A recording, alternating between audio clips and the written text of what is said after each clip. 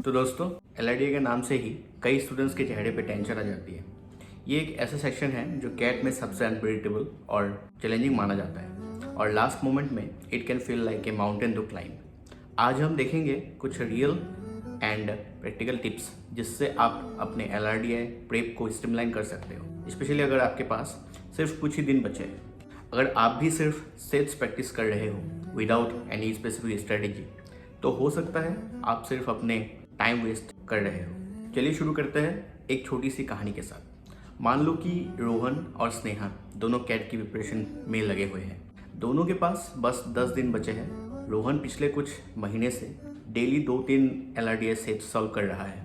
वो हर सेट पे equal time दे रहा है और रैंडमली कोई भी सेट उठा लेता है। दूसरी तरफ स्नेहा ने कुछ डिफरेंट अप्रोच यूज़ किया है। She first identified her strengths और उन सेट्स पे फोकस करना शुरू किया जो वो कम से कम टाइम में कर सकती है। अब 10 दिन बचे हैं और स्नेहा अपना फोकस शिफ्ट कर रही है टुवर्ड्स एक्यूरेसी और टाइम मैनेजमेंट। लेट्स सी कौन बेटर करेगा। देखो, सबसे बड़ा मिस्टेक जो बहुत सारे एक्सपीरियंस करते हैं वो ये है, they think more practice means better prep. जो एक्सपीरियंस लास्ट फ्यू डेज में भी सेम रैंडम सेट्स प्रैक्टिस करते रहते हैं बिना किसी स्पेसिफिक स्ट्रेटेजी के, उनका सिर्फ टाइम वेस्ट हो रहा है।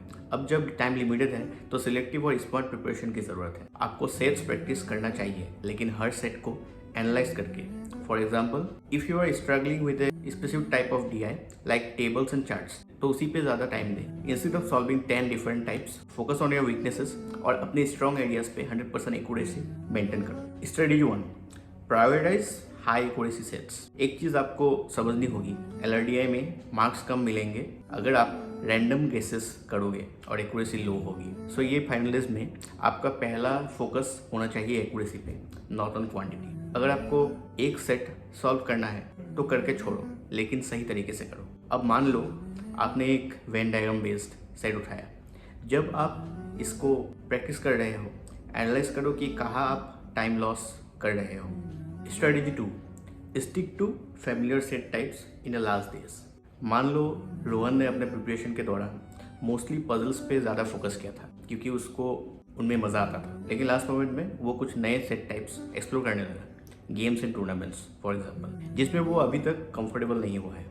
रिजल्ट, एक भी सेट नहीं हुआ उसका और उसने खुद पे कॉन्फिडेंस भी लॉस कर दिया। आपको जो सेट्स कंफर्टेबल लगता है, जो आप कंसिस्टेंटली 80 to 90% एक्यूरेसी के साथ सॉल्व कर सकते हो, उसी पे अपना फोकस रखो। आपका एम है कि कैट में उस टाइम प्रेशर में आप मैक्सिमम सही आंसर्स निकाल पाओ। So save the experimentation for after CAT. Strategy 3, focus on time management, जैसे कि मैं हर एक वीडियो में बोलता हूँ। अब कुछ लोग सोचते हैं कि बस सॉल्व कर लिया तो काफ़ी है, बट एलआरडीआई में एक और गेम चेंजर है, वो है टाइम मैनेजमेंट। कई स्टूडेंट्स हर सेट पे 20 to 25 मिनट्स लगा देते हैं और कैट में ये लग्जरी नहीं मिलेगी। फॉर एग्जाम्पल, मान लो एक बार चार्ट सेट आया है जो आप इजीली कर सकते हो विद इन 12 to 13 मिनट्स। अगर आप टाइम मैनेजमेंट प्रैक्टिस नहीं करोगे तो आप अननेसेसरीली ज़्यादा टाइम लगाओगे। लास्ट डेज में daily at least 2 timed mock LRDI sets लगाओ, जिसमें आपका टारगेट हो 15 मिनट्स में मैक्सिमम सेट्स सॉल्व करना with accuracy 100%। This will help you improve both your speed and your confidence. ये भी ज़रूरी है कि अपना माइंडसेट पॉजिटिव रखो। कई एक्सपीरियंस एलआरडीआई को सबसे टफ सेक्शन मानते हैं और इसी वजह से वो अपना कॉन्फिडेंस लॉस करना स्टार्ट करते हैं। अब स्नेहा और रोहन की स्टोरी में भी स्नेहा की बिगेस्ट स्ट्रेंथ थी उसका फोकस और काम अप्रोच।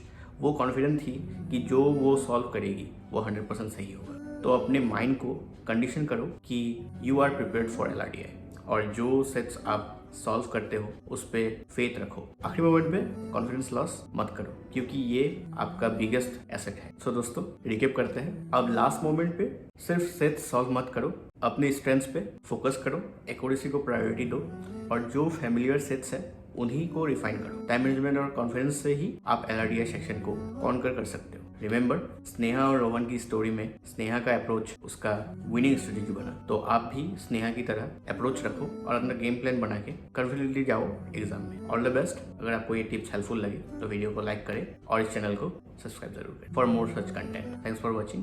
Bye bye.